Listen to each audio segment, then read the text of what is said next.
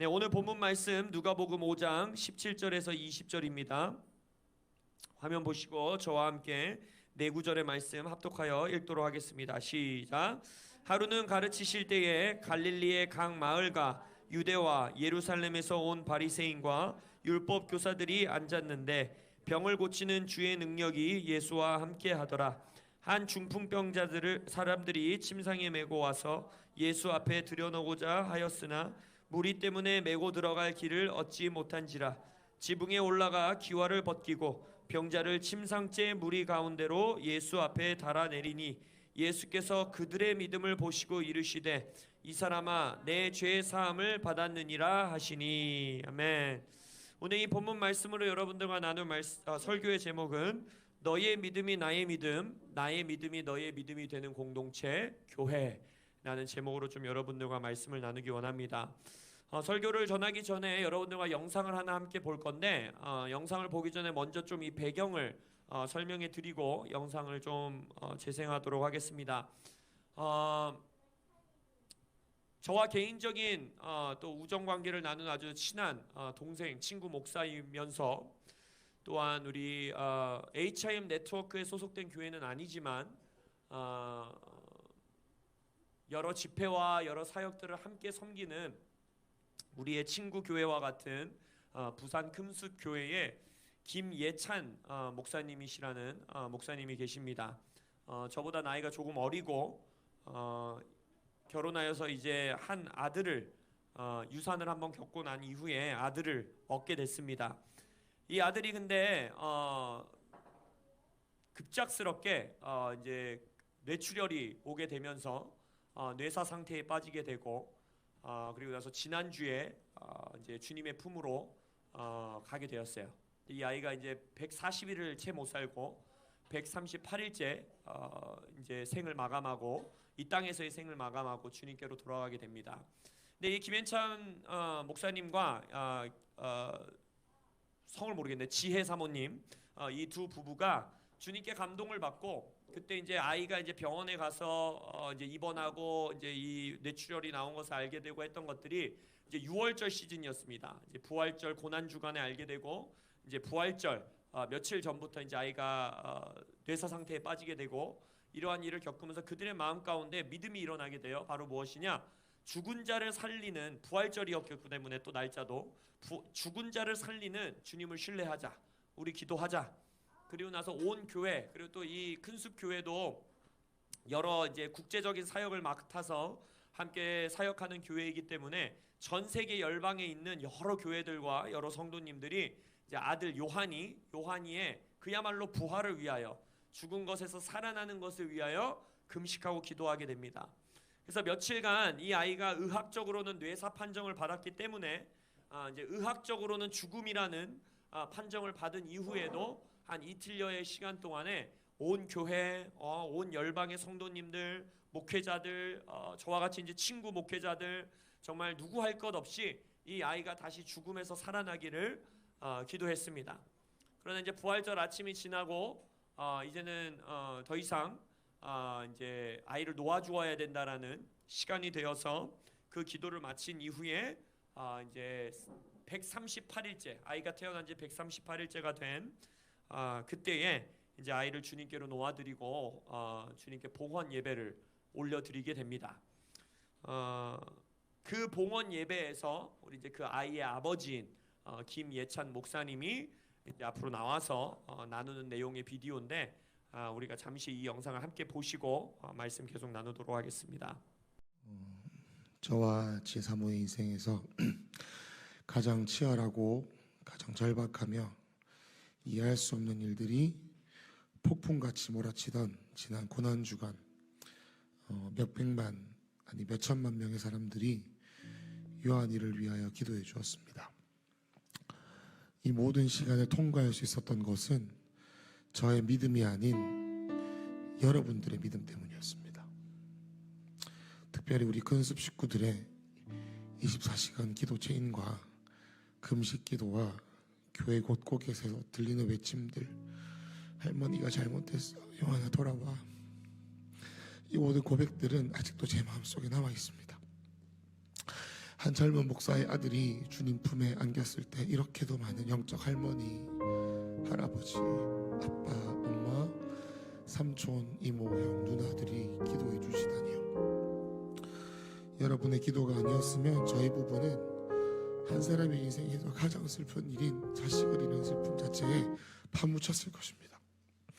뜻밖의 위로와 사랑의 말, 함께 흘렸던 눈물, 곳곳에서 하나님의 손길이 되어주셔서 저희에게 축복의 통로가 되어주신 분들이 많이 있습니다. 남은 시간 그 사랑을 다 갚아도 시간이 부족할 것 같습니다. 늦은 밤 그 사랑의 손길을 돌아볼 때 저는 앞으로의 시간들을 그 사랑을 갚기 위해 사역하고 섬기고 사랑하겠다 결심하게 됩니다. 사랑하는 여러분, 이제 자유하시기를 부탁드립니다. 믿음 없는 저를 불쌍히 여겨주시며 과도한 마음의 짐을 드리려 했던 어린아이 같은 고집스러운 마음을 용서해 주시길 부탁드립니다. 우리의 마음속에서 요한 일을 이제 주님께 놓아드리십시오. 여러분의 믿음이 저의 믿음이 되었으며 여러분의 기도가 저의 기도가 되었습니다.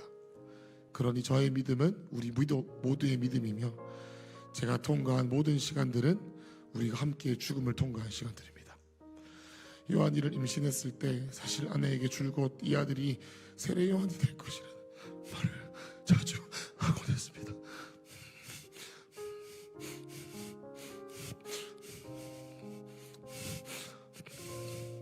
믿음의 친구들과 저희 할머니도 말리셨습니다. 하지만 저는 무언가에 끌리듯이 이름을 요한이로 결정했습니다. 천사가 그에게 말하였다. 사가랴야, 두려워하지 말라. 내 간구를 주님께서 들어주셨다.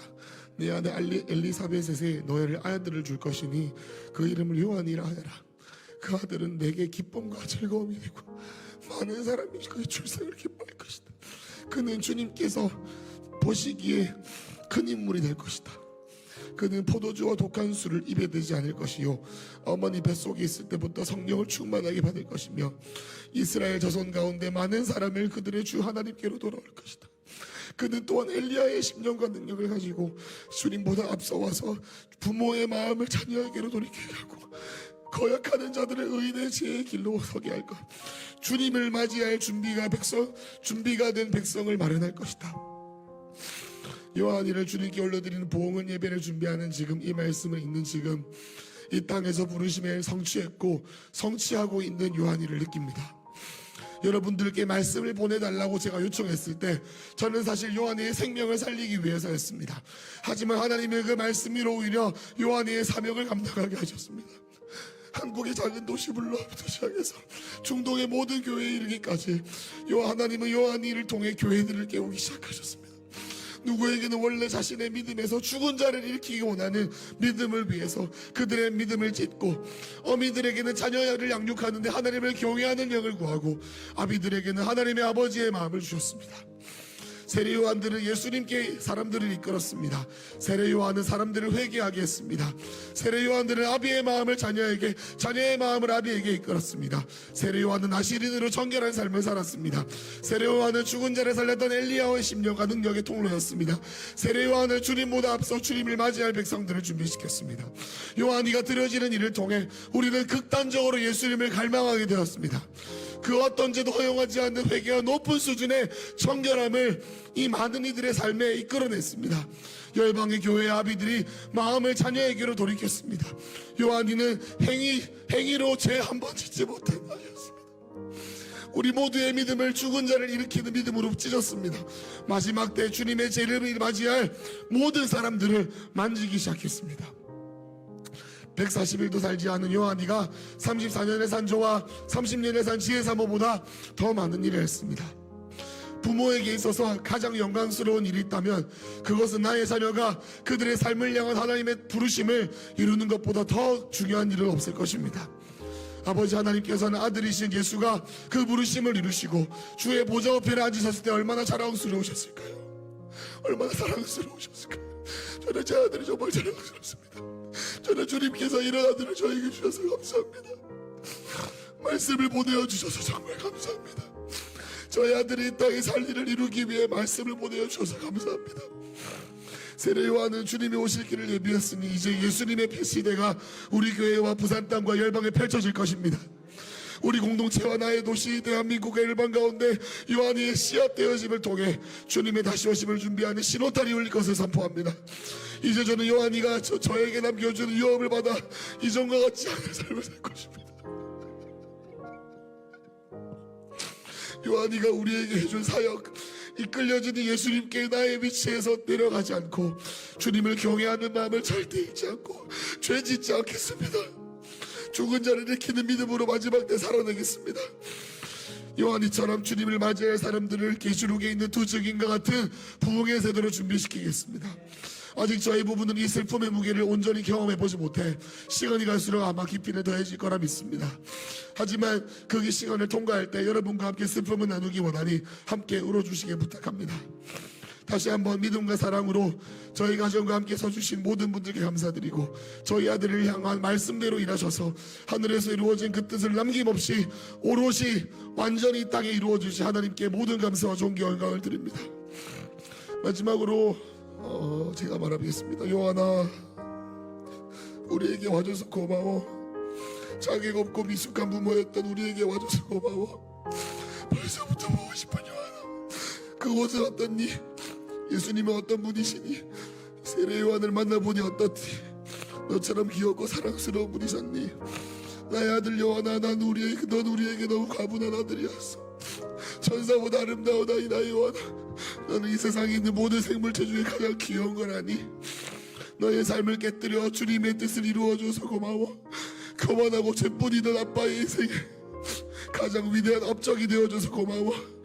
너를 통해 하나님 아버지의 사랑을 알게 해줘서 고마워. 의미 없이 흘러가던 내 인생에 가장 큰 의미를 심어줘서 고마워. 너는 내 삶의 가장 큰 기억이야. 너는 내 삶의 가장 큰 증거야. 나의 귀여운 요한아, 예수님 앞에서 너를 만날 때 너의 삶에 부끄럽지 않은 인생을 살고 너를 만날 준비를 할게. 여기 모든 큰수 가족의 마음속에 너는 그 가슴속에 절대 잊혀지지 않는 별과 같은 존재가 될 거야. 태어날 너의 동생들에게도 너는 절대 잊혀지지 않을 거야. 나랑 엄마 요한이 너에게는 너는 이 땅에서 가장 큰 선물이었어. 요한아 사랑해. 여러분, 마지막으로 이렇게 말씀드립니다. 여러분, 오늘 예배할 때 주님께서 저에게 이렇게 말씀 주셨습니다. 이튿날 요한이 예수께서 자기에게 나오심을 보고 이르되 보라, 세상 죄를 지고 가는 하나님의 어린 양이로다. 여러분, 요한이와 그리고 지금 우리와 함께 있고 우리에게 손짓하고 있습니다. 보라, 세상 죄를 지고 가는 어린 양이 가십니다. 사랑하는 가족 여러분, 그리고 저를 사랑하는 가족 여러분, 세례 요한의 영은 어린 양을 보게 합니다. 우리 아들을 보고 싶으시다면 어린 양을 따라가십시오. 오늘 예배가 끝나고 헌화하고 돌아가실 때 어린 양을 따라가시면 저희 아들을 볼 수가 있을 것입니다. 실은 우리 예찬 목사님이 이제 저희 친한 목회자 단톡방이 있어요. 카톡방에 이제 아들의 상황을 이제 나누고 지금 여전히 어렵다. 이 아들이 살아나기를 위해서 우리가 기도한다. 좀 같이 기도해달라. 이런 이제 메시지를 받았을 때 솔직한 심정으로 제 안에 어떤 생각이 들었냐면, 야, 이거 너무 극단적인 거 아닌가?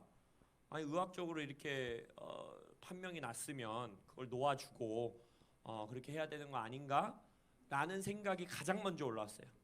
물론 이제 친구와의 우정 관계 때문에 정말 형식적으로, 그럼에도 뭐 믿음 없음을 불쌍히 여겨주시고 저도 기도합니다. 죽은 자를 살려주십시오 라는 기도를 했지만 제 영안에 계속 그러한 생각이 남아있는 거가 제게 느껴졌습니다.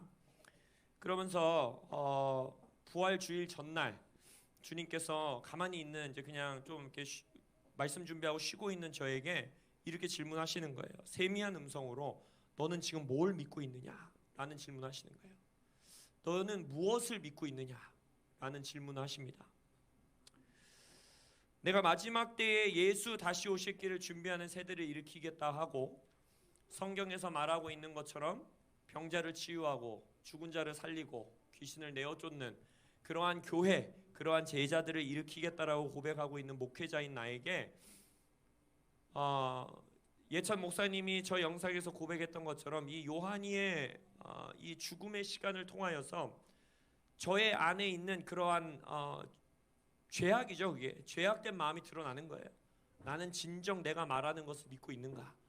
내가 지금 읽고 있는 성경을 나는 믿고 있는가?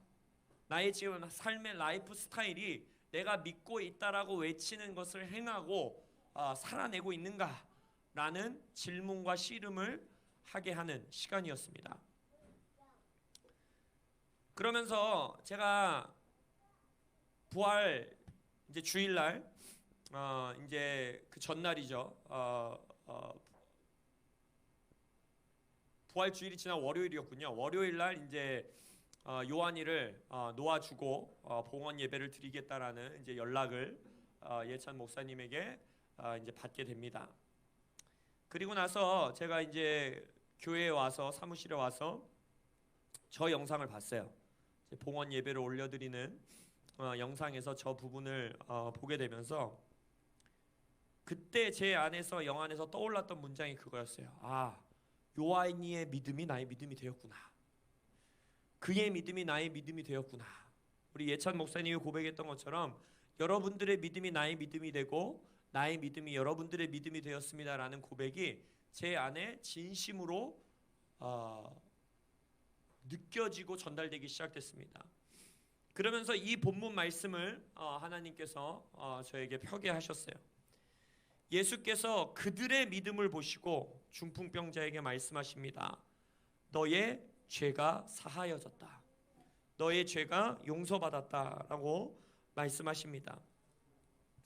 우리 예찬 목사님과 지혜 사모님의 죽은 아이도 살리시는 하나님을 믿는 믿음, 그 믿음이 다 이해할 수 없을 때, 그렇게 기도했음에도 불구하고 내 아들이 살아나지 않았을 때, 그 순간에도 하나님을 찬양하고 하나님을 높이는 저 믿음이 제 안에 있는 저의 개인의 죄를 주님께서 회개케 하셨고, 이 중풍병자의 죄가 사하여짐으로써 그의 몸이 일어났던 것처럼 저의 영 안에 중풍병자와 같이 누워 있었던, 마치 죽어 있는 것 같이 단단하게 굳어 있었던 나의 믿음의 영역을 깨우기 시작했습니다. 저 영상을 보면서 주님 앞에 회개하며 기도할 때에 저의 믿음의 영역 안에 딱딱히 굳어서 중풍병자와 같이 마치 뇌사 상태와 같이 누워 있었던 저의 믿음의 영역들이 살아나는 것들, 일으켜지는 것들을 제가 느낄 수 있었습니다. 히브리서 3장에서는 이렇게 고백하고 있습니다. 형제들아, 너희는 삼가 혹 너희 중에 누가 믿지 아니하는 악한 마음을 품고 살아계신 하나님에게서 떨어질까 조심할 것이요, 오직 오늘이라 일컫는 동안에 매일 피차 권면하여 너희 중에 누구든지 죄의 유혹으로 완고하게 되지 않도록 하라. 이 히브리서 말씀은 마지막 때를 살아가는 성도들을 위해서 구체적으로 기록된 그러한 말씀인데, 이 말씀에서 우리에게 묻고 있는 겁니다. 우리는 믿음으로 매일 피차 서로 권면하고 있는가? 오직 오늘이라 일컫는 동안에 교회 안에서 우리는 서로 형제 자매에게 어떠한 권면을 하고 있고 서로 피차 권면하고 있는가? 우리가 죄의 유혹으로 빠지지 않도록, 우리의 믿음이 중풍병자와 같이 딱딱하게 굳어서 병실에 누워있지 않도록 서로에게 도전하고 서로에게 권면하고 있는가? 라고 히브리서 기자는 우리에게 질문하고 있다라는 것입니다. 이사야서 8장 18절에 이러한 말씀이 있습니다. 보라, 나와 및 여호와께서 내게 주신 자녀들이 이스라엘 중에 징조와 예표가 되었다. 다시 한번, 나와 및 여호와께서 내게 주신 자녀들이 이스라엘 중에 징조와 예표가 되었다라고 말합니다. 저 개인적으로는 또 그리고 열방의 수많은 사람들에게 예찬 목사님과 지혜 사모님의 믿음의 결단, 그리고 요한이의 그 짧은 인생의 삶이 징조와 예표가 되어줬습니다. 이 시대에 예찬 목사님이 고백했던 것처럼 정말 마지막 때에 우리의 나약했던 믿음, 중풍병자와 같이 누워있었던 믿음, 죽은 자를 살리는 믿음까지 나아가게 하고 도전하게 하고 우리를 회개케 하는 놀라운 징조와 예표가 되어줬다라는 것입니다. 그래서 우리는 질문해야 되는 거예요. 마지막 때에 우리는 지금 어떤 믿음을 살아가고 있는가? 정말 예수님께서 이제 곧 오시는 마지막 때를 우리는 살고 있는데 우리의 삶은 어떤 징조와 예표가 되어서 살아가고 있는가? 다른 형제 자매들이 또 믿지 않는 자들이 나의 인생을 봤을 때, 우리 교회를 바라봤을 때, 우리의 가정을 봤을 때 어떤 사인이 되어주고 있는가? 어떤 징조를 나타내고 있는가? 어떤 예표를 나타내고 있는가? 무엇을 선포하고 있는가? 우리는 고민해보고 씨름해봐야 된다는 것입니다. 성경 안에서 침례 요한은 나는 쇠하여질 것이요 예수만이 드러날 것이다, 예수만이 흥하실 것이다 라고 말합니다. 침례 요한의 인생은 처음부터 끝까지 자기의 인생은 없고 자기의 빛나는 것은 없고 오직 예수님만이 그의 인생을 통해서 징조와 예표를 드러내도록 살아가던 인생이었습니다. 요한복음 11장에서 나사로 또한 죽음 가운데 있다가 예수의 선포로 다시 생명을 얻게 되고 부활하게 됨으로써 다시 살아나게 됨으로써 많은 자들을 예수를 믿는 자리로 이끌어오는 인생, 그의 삶이 많은 자들이 예수를 믿게 하는 예표와 징조가 되어졌다라는 것입니다. 우리의 삶은 지금 무엇을 드러내며 살고 있습니까? 여러분들의 재정, 여러분들의 관계, 여러분들의 부부생활, 여러분들의 자녀 양육, 여러분들의 신앙생활, 무엇을 나타내고 있습니까? 부모인 여러분들은 자녀들에게 어떤 징조와 예표가 되어주고 계십니까? 아내인 여러분들은 여러분의 남편에게 어떤 징조와 예표를 되어주고 계십니까? 남편인 여러분은 여러분의 아내에게 무엇을 드러내고 있고 누구를 드러내고 있고 무엇을 보여주고 있고, 아내가 남편의 삶을 들여다볼 때, 내 아들이 나의 삶을 들여다볼 때 무엇을 보고 있습니까? 여러분들이 저의 삶을 볼 때 예수가 드러나기를 원합니다. 정말 요한이의 삶을 놓고 예수를 따라가면, 하나님의 어린 양을 따라가면 내 아들을 볼 수 있습니다 라고 고백했던 그 인생과 같이, 나중에 여러분들이 이 땅에서의 삶을 마무리 지으시고 주님께로 돌아갔을 때 땅에 남아있는 여러분들의 형제 자매가 예수를 따라가면, 하나님의 어린 양을 바라보면 나의 형제, 나의 아버지, 나의 어머니를 보실 수 있을 것입니다 라는 고백을 들으시는 여러분들 되시길 예수님의 이름으로 축복합니다. 오늘 밤 우린 질문하고 싶은 거예요. 지금 나의 삶은 누구를 드러내고 있는가? 나의 삶은 어떤 징조와 예표가 되어 이 세상과 나의 가정과 우리 교회에게 무엇을 선포하고 있는가? 아까 제가 읽었던 서로 피차 권면하여 죄의 유혹에 빠지지 않게 하라 라고 말했던 히브리서의 3장을 전체를 여러분들이 읽어보시면, 히브리서 3장에서는 민수기에서 정탐꾼 사건을 말하면서 이스라엘 백성 중에 몇 명 되지도 않았죠. 10명이 온 이스라엘 백성들을 불신앙으로 이끌어서 그들을 약속의 땅으로 들어가지 못하게 하는 내용을 말하고 있습니다. 그러면서 이 얘기를 하는 거예요. 너희들은 그러한 자들이 되지 말라는 거예요. 서로에게 불신앙의 징조와 예표가 되어주지 말라는 거예요. 그러면서 뭐라 말하느냐?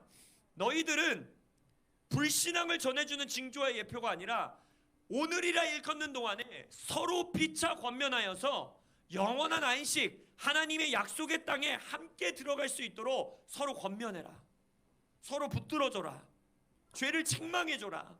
죄를 덮어줘라 라고 히브리서 기자는 우리에게 말씀하고 있다라는 것입니다. 그리고 나서 히브리서 3장 14절에 이렇게 말하는 거예요. 우리가 시작할 때에 확신한 것을 끝까지 견고히 잡고 있으면 그리스도와 함께 참여한 자가 되리라. 우리는 서로의 믿음을 세워줘야 합니다. 아까 말했죠. 제 안에 기품이 있을 때 여러분들의 기품을 부릅니다. 여러분들 안에 기품이 있을 때 여러분의 형제 자매의 기품을 불러주는 거예요. 결국 무엇이냐? 우리는 징조와 예표가 되어주는 삶을 살아야 합니다. 나의 형제가 나의 삶을 들여다볼 때에 믿음이 일어날 수 있어야 되고, 나의 자매가 나의 인생과 나의 가정을 들여다볼 때에 그들 안에 있는 기품이 창화하여 불러 일으켜지는 인생을 우리가 살아가야 하는 것입니다. 그래서 우리 공동체는 절대 피상적인 공동체에 머물 수가 없는 것입니다. 제가 떼오데르라는 말씀 여러분들과 나눴지요. 여러분들은 서로의 인생을 보고 스토리를 알아야 됩니다. 내 삶의 스토리를 개방하고 젖혀야 합니다. 왜? 우리는 징조와 예표가 되어 살아가야 되기 때문입니다.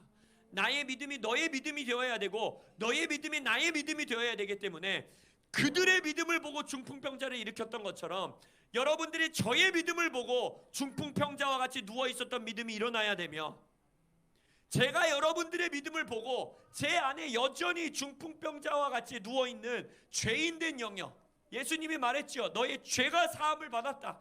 여전히 죄의 영역에 묶여있는 영역들이 자유케 되어 일어나는 역사를 경험해야 합니다. 이것이 교회입니다. 이것이 몸입니다. 서로 피차 권면해야 하며 믿음의 자극이 있어야 되며 도전할 수 있어야 되고 책망할 수 있어야 되고 징계할 수 있어야 합니다. 특별히 우리의 다음 세대들에게 우리는 그러한 인생을 보여주어야 하고 살아내 주어야 하는 것입니다. 그래서 함께 웃고 우는 공동체, 이것도 너무 귀하죠. 그런데 여기서 머물러서는 안 된다라는 거예요. 함께 울고 함께 웃고 함께 사랑하는 것뿐만이 아니라 서로의 믿음을 일으켜 세워줘야 합니다. 중풍병자와 같이 누구나 있어요. 누구나 모든 믿음의 영역 가운데에 중풍병자와 같이 여전히 누워있는 영역들이 있습니다. 그렇다면 그 영역을 우리는 친구로서 함께 짊어지고 예수 앞으로 나아가줘야 되는 거예요. 그래야 우리의 믿음으로 인하여서 나의 형제의 중풍병자와 같이 누워있는 믿음의 영역이 일어나야 됩니다. 또 저도 그러한 영역이 있다면 여러분들의 믿음으로 인하여서 예수님이 저의 영역 안에 누워있는 이 믿음의 영역을 일으켜 세워줄 수 있어야 합니다. 예수께서 그들의 믿음을 보시고 친구들의 믿음을 보시고 그 중풍병자에게 말씀하셨다. 이 사람아, 당신의 죄가 용서받았소 라고 예수님은 말씀하십니다. 여러분의 믿음으로 인하여 저의 죄가 용서받기를 원합니다. 저의 믿음으로 인하여 여러분들의 믿음이 침상에서 일어나시기를 예수님의 이름으로 축복합니다. 나의 믿음이 여러분의 믿음이, 여러분의 믿음이 나의 믿음이 되는 그러한 교회 공동체 되시길, 그렇게 자녀들에게 도전하는 부모님들이 되시길, 그렇게 남편과 아내에게 격려하고 권면하는 부부들이 되시길, 교회 안에서 서로 형제 자매에게 서로 피차 권면하여 죄의 유혹에 빠지지 않게 하는 그러한 교회 공동체 되시길 예수님의 이름으로 축복합니다. 조금 더 기도하시다가 돌아가시도록 하겠습니다.